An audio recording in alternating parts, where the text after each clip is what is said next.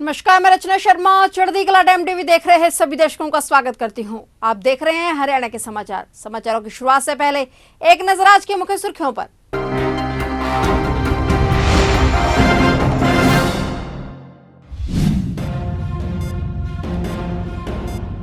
Asian games में हरियाणा के खिलाड़ियों ने झटके 33 मेडल, 10 गोल्ड, 6 सिल्वर, 17 ब्रोंज शामिल। पदक जीतने वालों को मनोहर सरकार देगी 3 करोड़।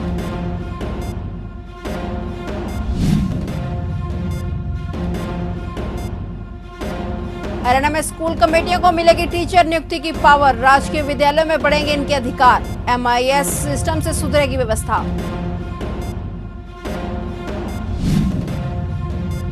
हिसार में कृषि मेले का उपराष्ट्रपति ने किया शुभारंभ, बोले भारत विश्व की 5वीं शक्ति, सब किसान, जवान और खिलाड़ियों के बल पर।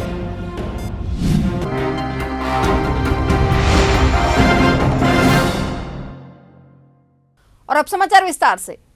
हरियाणा के खिलाड़ियों की एशियन गेम्स में धूम रही खेल श्रृंखला में 33 खिलाड़ियों ने मेडल अपने नाम किए। इनमें 10 गोल्ड, 6 सिल्वर और 17 ब्रोंज शामिल हैं और 17 खिलाड़ी ऐसे रहे जिन्होंने व्यक्तिगत स्पर्धा में मेडल जीता, जबकि 16 ने टीम इवेंट में मेडल हासिल किए। हरियाणा के 4 खिलाड़ियों नीरज चोपड़ा, पलक गुलिया और मनु भाकर रिदम सांगवन की जोड़ी ने स्वर्ण पदक हासिल किया है। इस बार भी पहले की तरह सबसे अधिक मेडल निशानेबाजी और कुश्ती में आए। हरियाणा सरकार गोल्ड जीतने वाले खिलाड़ी को 3 करोड़ रुपए, सिल्वर विजेता को 1.5 करोड़, ब्रॉन्ज विजेता को 75 लाख और एशियाई खेलों में शामिल होने वाले खिलाड़ियों को 7.5 लाख रुपए इनाम के तौर पर देगी।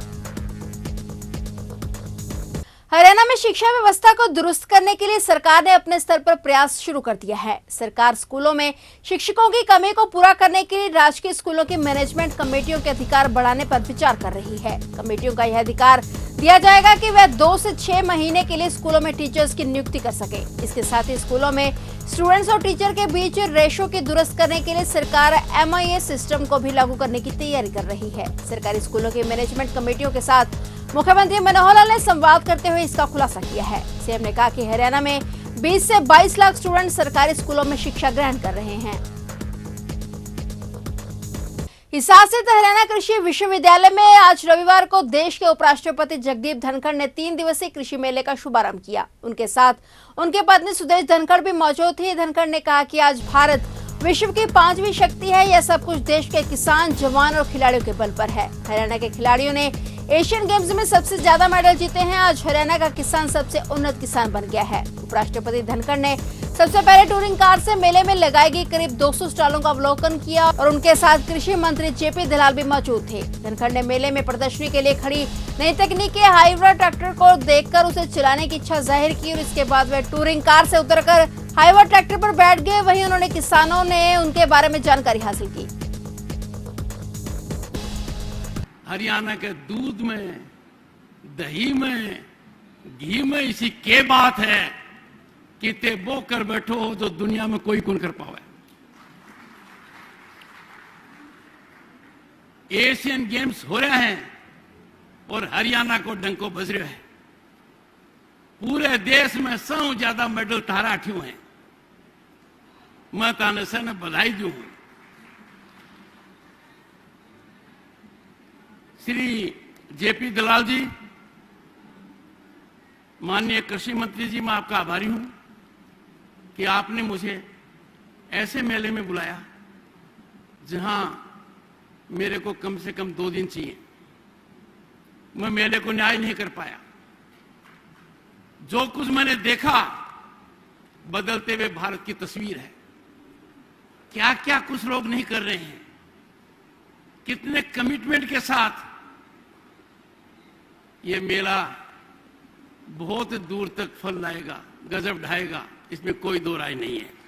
कोरोना को पैकेज आलो, IIT को छात्र इस्तीफो दे रहे हैं, IIM को छात्र इस्तीफो दे है, मोटी मोटी सरकारी नौकरी को इस्तीफो दे है और करे के है दूध का व्यापार, सब्जी का व्यापार, अन्न का व्यापार।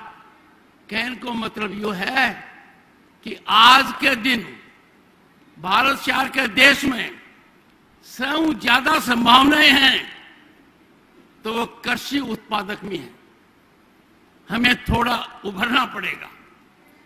आज किसान क्या देख रहा है? बड़ा भारी बदलाव।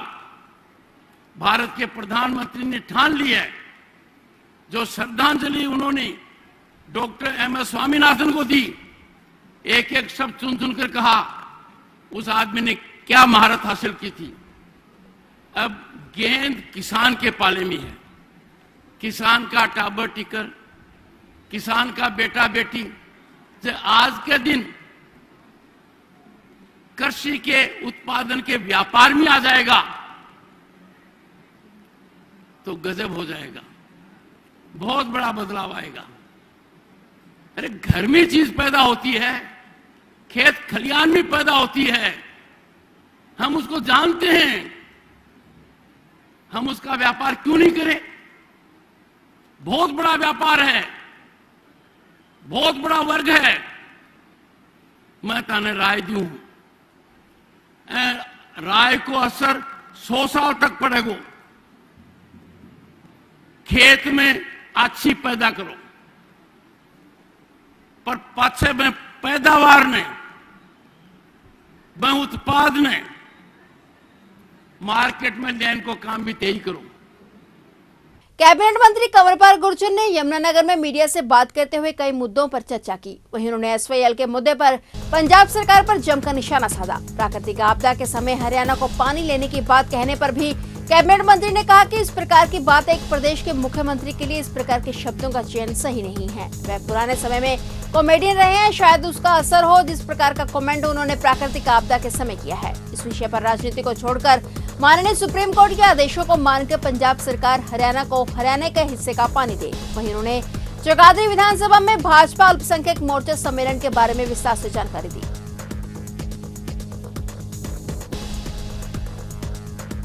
मैं यही कहना चाहूंगा कि कांग्रेस तो बहुत लंबे टाइम से संगठन बनाने की कोशिश कर रही है, अब तक संगठन बनेंगे। अब मुझे अब भी इस प्रकार के आसार लग नहीं रहे कि कोई संगठन जैसी चीज उनके यहाँ है भी नहीं और बढ़ने वाली भी नहीं है। जहाँ तक चौधरी भूपेंद्र सिंह हुड्डा जी की आपने बात कही कि 90 के 90 हल्कों में प्रोग्राम करने जा रहे हैं, तो हमने तो बहुत पहले सारे लगे कर लिए। हमने तो अभी तक जो पन्ना प्रमुख सम्मेलन है हल्का अनुसार वो भी हमने लगभग सारे कर लिए। तो पार्टी की बहुत अच्छी तैयारी है, तो कांग्रेस उस मुकाबले में हमारे कहीं ठहरते नहीं। हो जाना तो दिल्ली में वो कहते हैं पानी चाहिए हमें। अब आप पंजाब में बैठे तो अब कहते हैं पानी नहीं आने। पानी पाकिस्तान में चले जाएगा तो कोई दिक्कत नहीं है, लेकिन पानी हरियाणा में चले जाएगा तो दिक्कत है। अब ये नहीं समझता कौन सा विचार है उनके पास, किस विचार से वो काम कर रहे हैं और जिस प्रकार की पॉलिटिक्स वहाँ की। अब वो ये कहना कि हमारे पास सरप्लस पानी नहीं, हमने सरप्लस मांगे ही नहीं है कांग्रेस उनसे कभी भी। हम कह रहे हैं कि जो हमारे हिस्से का पानी है, हम इकट्ठे थे एक दिन सारा पंजाब था, हम उसमें से अलग एक पंजाब है, तो हमारा एक हिस्सा बैठा था, उस हिस्से का फैसला हम करने के लिए कह रहे। और उस हिस्से का फैसला अगर हम पंजाब से कहें कि वो फैसला करें तो शायद नहीं कर सकता, हमें कोई कहेगा हम भी नहीं कर सकते। शायद हम कुछ ज़्यादा मांग लें, शायद पंजाब कुछ कम देना चाहे, लेकिन फैसला तीसरा करेगा और तीसरा है कोर्ट।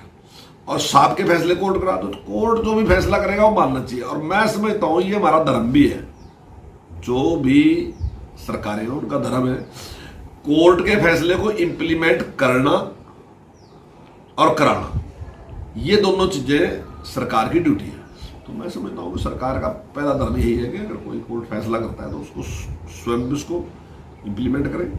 चौटाला परिवार का गढ़ कहे जाने वाला हरियाणा का सिरसा जिले का गांव चौटाला में आप पार्टी की ओर से परिवार जोड़ो अभियान पंचायती चौक पर किया गया। गांव चौटाला में जनसभा को संबोधित करने पंजाब के कृषि मंत्री गुरमीत सिंह खुडिया और आम आदमी पार्टी हरियाणा के उपाध्यक्ष अनुराग ढांडा भी पहुंचे। इस दौरान अनुराग ढांडा ने कहा कि चौटाला के 5 विधायकों के गांव चौटाला में भी विकास नहीं हुआ। ढांडा ने बताया कि आम आदमी पार्टी प्रदेश भर में परिवार जोड़ो अभियान चला रही है, जिससे प्रदेश के तकरीबन 49 लाख परिवारों तक पार्टी पहुंचेगी और पार्टी की नीतियों का प्रचार प्रसार कर उन्हें पार्टी से जोड़ा जाएगा। उन्होंने बताया कि प्रदेश की सभी 90 सीटों के हर गांव हर बूथ तक इस अभियान को चलाया जाएगा।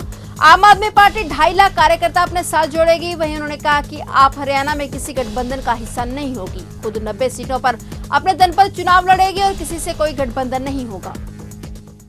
चौटाला गांव में इनकलाब के ये मजबूत नारे ये बता रहे हैं कि आम आदमी अब बदलाव के मूड में है।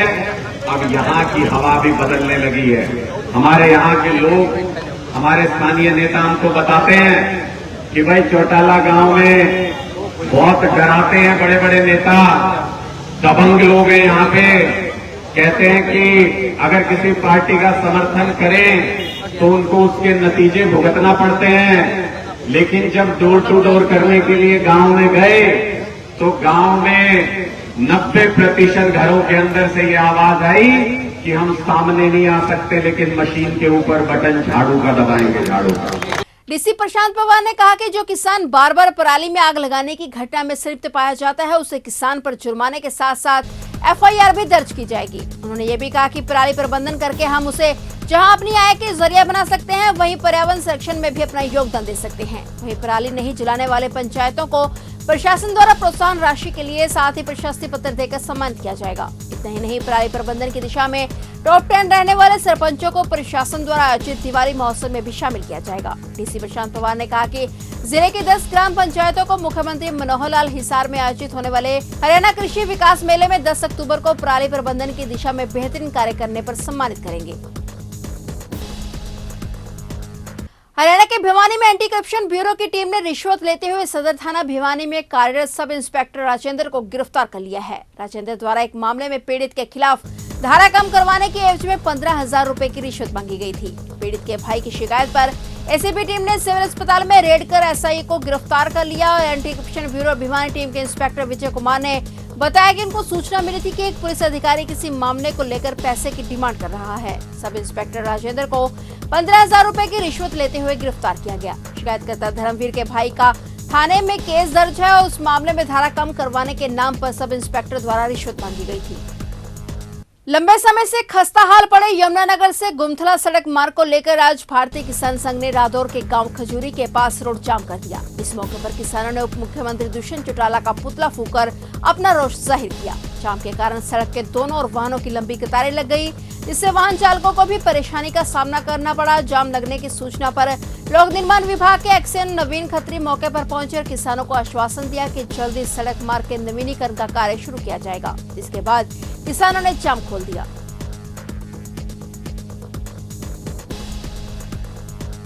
आज ये भारतीय किसान संघ के लोग हैं, सारे कार्यकर्ता हैं और आम किसान हैं। किन मांगों को लेकर बैठे? 3 साल से जो गुमथड़ा यमुनानगर रोड है, इसकी हालत इतनी दयनीय है, इस पे पैदल चलना भी मुश्किल हो गया। अगर किसी बीमार आदमी को ले जाना पड़ जाए तो दूसरे जगह की तलाश करनी पड़ती है। भाई यमुनानगर जाएंगे कहाँ को?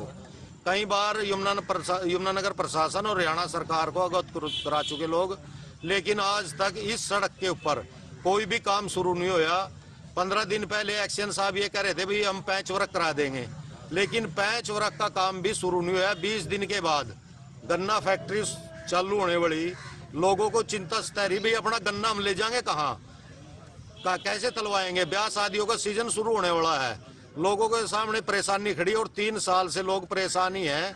तो आज लोग दुखी है, रोड जाम करने की नौबत ही आई ताकि ये सोई हुई सरकार जागे। कोई शिकायत भी दी है आपने इस बारे में? कई बार लिखित में ज्ञापन दे चुके, डीसी को भी, PWD विभाग को भी, मुख्यमंत्री जी को भी, लेकिन आज तक कोई सुनवाई नहीं रही। और एक बड़ा भारी दुर्भाग्य है, जो PWD मिनिस्टर है ना जी, दुष्यंत चौटाला, इसका बाबा 2002 में मुख्यमंत्री बना था। उसने जो कच्चे घोर थे वे भी पक्के करवाए, और जब तक दुष्यंत चौटाला PWD मिनिस्टर बना, न जो रास्ते बन भी रहे थे वे भी खदवाए दिए। प्रधान जी, आपके जाम लगाने से पब्लिक को परेशानी हुई, इसके मामले बताएं। हम पब्लिक से माफी मांगते हैं इस परेशानी के लिए, लेकिन हमारे पास कोई चारा नहीं था। सरकार को जगाने के लिए कुछ न कुछ तो करना पड़ेगा। कब तक बैठेंगे आप यहाँ? जब तक कोई ठोस आश्वासन बड़ा अधिकारी नहीं देता। अगर आपको ठोस आश्वासन नहीं मिलता तो? अगर ठोस आश्वासन नहीं मिलता तो परमानेंट जाम रहेगा। तो ये थे हरियाणा के समाचार, और नए समाचारों के साथ फिर से हाजिर होंगे। तब तक के लिए देखते रहिए चढ़ती कला टाइम टीवी।